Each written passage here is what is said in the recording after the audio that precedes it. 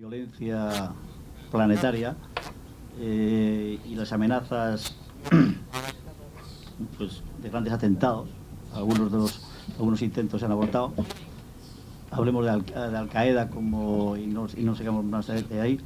Me gustaría que comentaran, que analizaran el coste, la dimensión y las perspectivas que tiene este fenómeno, que se traduce cada día en los cada vez más intensos controles de seguridad, en los viajes, etc. If you look at what has happened since 2001,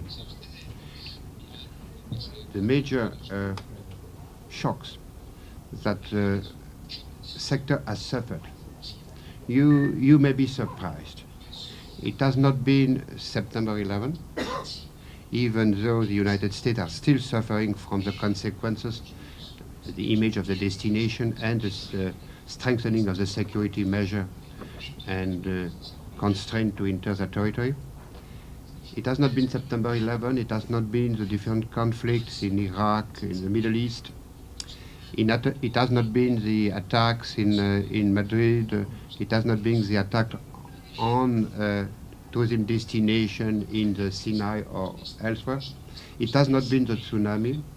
The major shock that our industry has suffered was the SARS epidemic in Asia in 2003, in Asia and in Toronto. So it's absolutely clear that terrorism is an important element to be taken into consideration.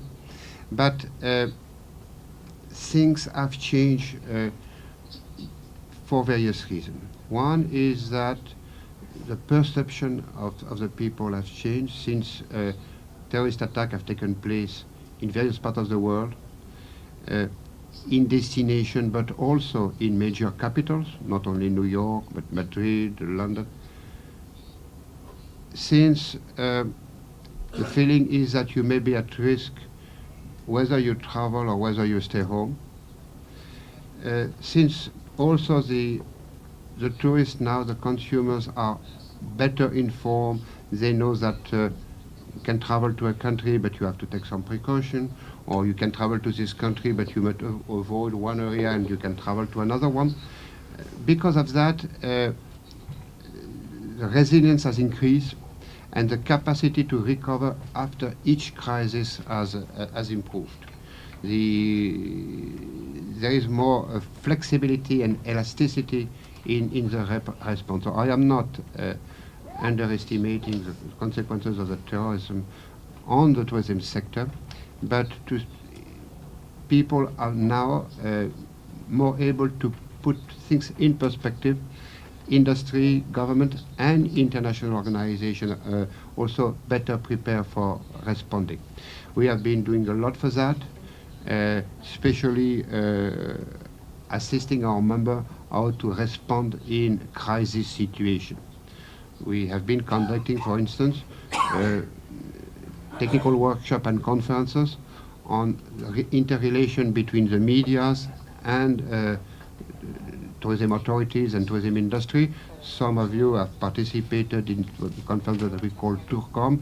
Last one took place in Georgia, because the Caucasus region is a very fragile region where you have that kind of problem.